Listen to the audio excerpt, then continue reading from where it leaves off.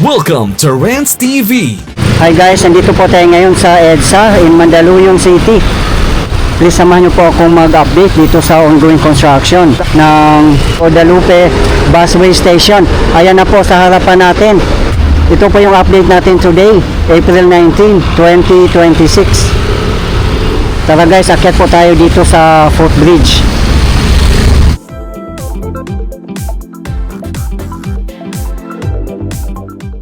Bukod po sa rehabilitation ng busway station, ay i-rehabilitate din po ang Guadalupe Bridge at kasama din po sa update natin ngayon.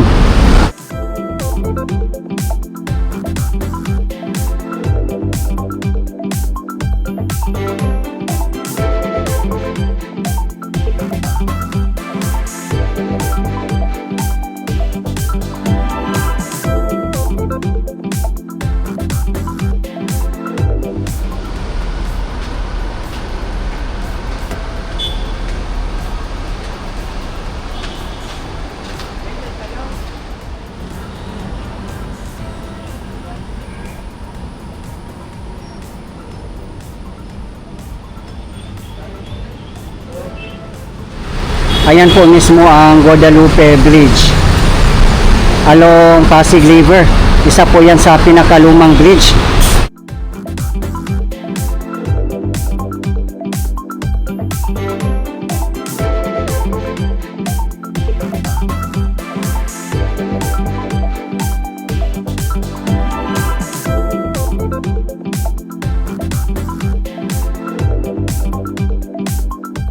Ayan, kung sasakay po kayo ng bus.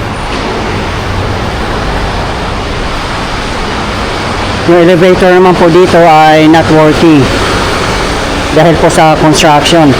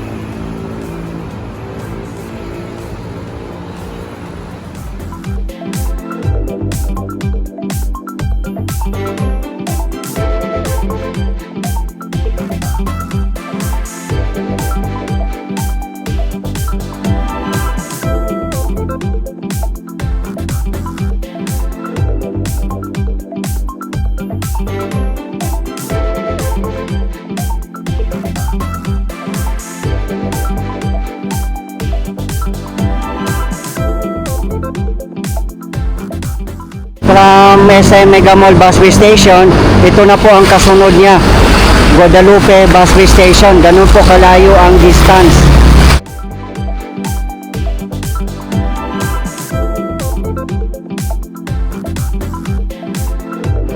Yan na po siguro ang magiging poste ng Detour Bridge. Ayan po.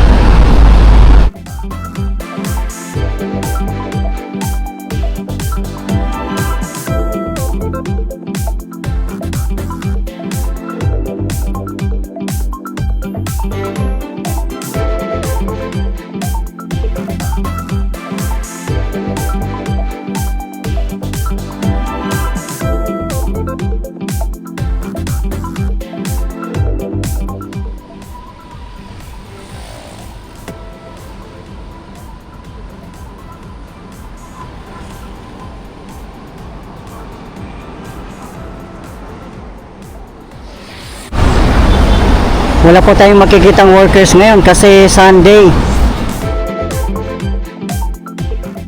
DPWH, Bureau of Internal Revenue, Department of Finance, and Bagong Pilipinas. This is where your taxes go. Name of project, Metro Manila Priority Bridges, Seismic Improvement Project. Location, Guadalupe and Lambingan Bridges. Name of contractor, JFE Engineering and First Balfour Joint Venture. Date started October 22, 2025. Contract completion date August 22, 2028. Contract cost 7,703,045,246.09 pesos. Implementing Office DPWH-UPMO-BMC. Sources of Fund JICA Loan or Japan International Cooperation Agency Loan.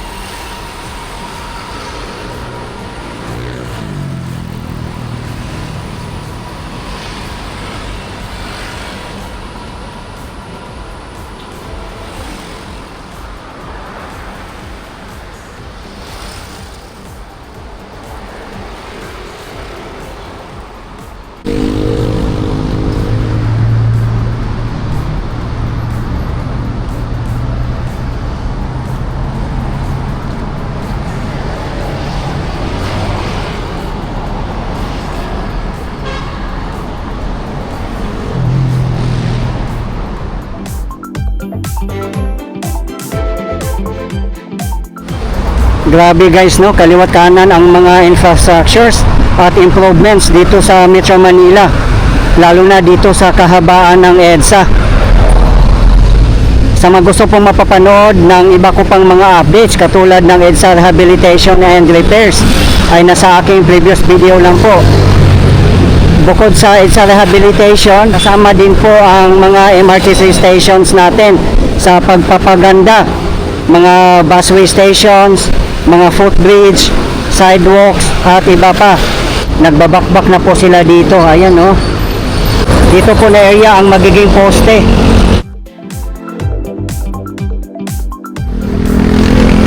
Ayan, no, binakura na po nila. Diyan po ang magiging pwesto ng poste dito sa side ng Guadalupe.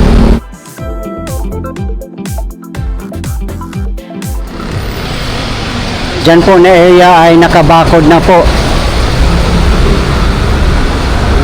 Diyan po ang magiging yard nila at working area.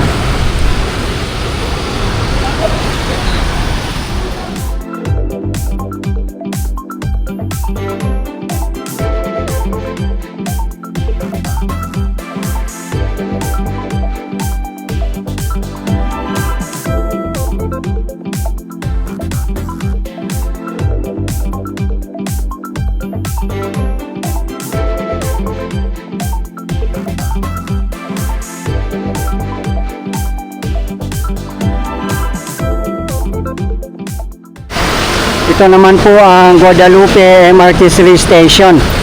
Sa ngayon po ay hindi pa siya nare-rehabilitate.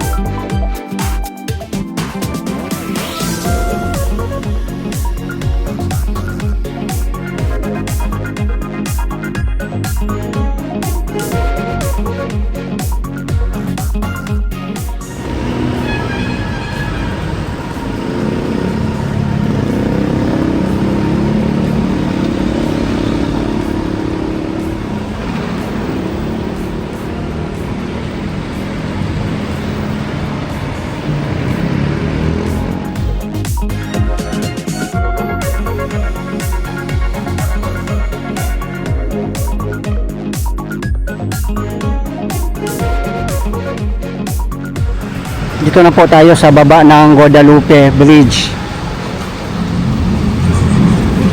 Ayan o, makikita po natin dito na lumang-luma na po talaga siya.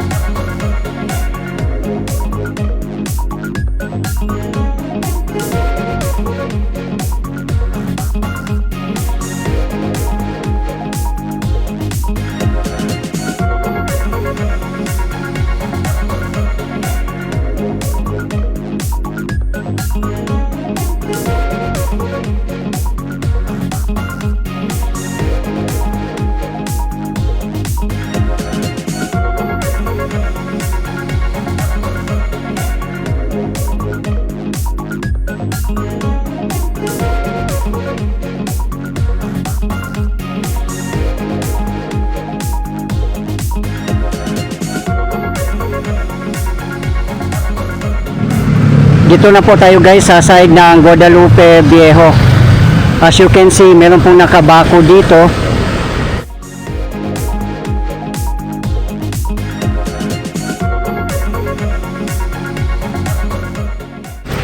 North and southbound po na dito bridge ang gagawin nila.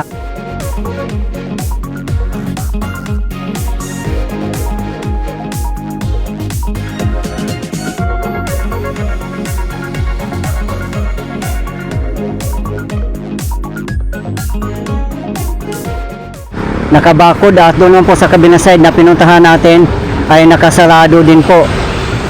Dito rin po may mga bakod na rin. Ayun o, dito sa may sidewalk may mga markings na po silang nakalagay dito.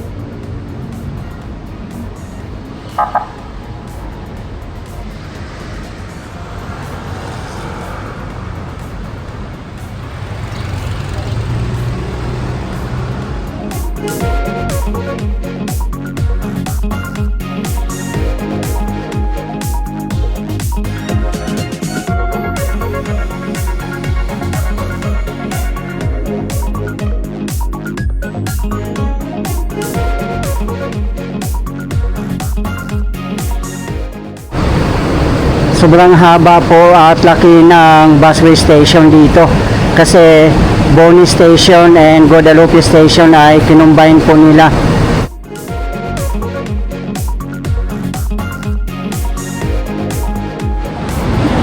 Dyan po ang side ng Guadalupe.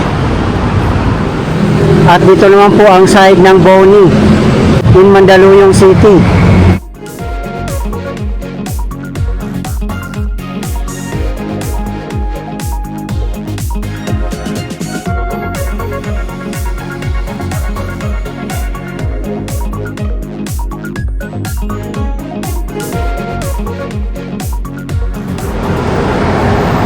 This site is temporarily closed.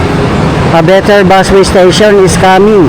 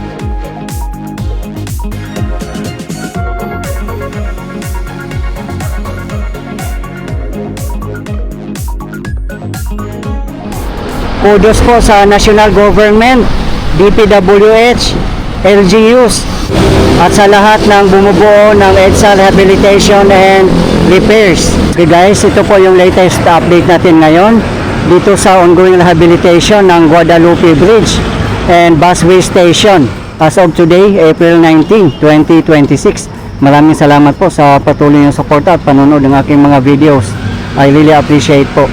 At hindi pa ako magsasawang i-update kayo, lalong-lalo na po sa mga government infrastructures. Mabuhay ang Pilipinas! Okay guys, thank you for watching and keep safe everyone.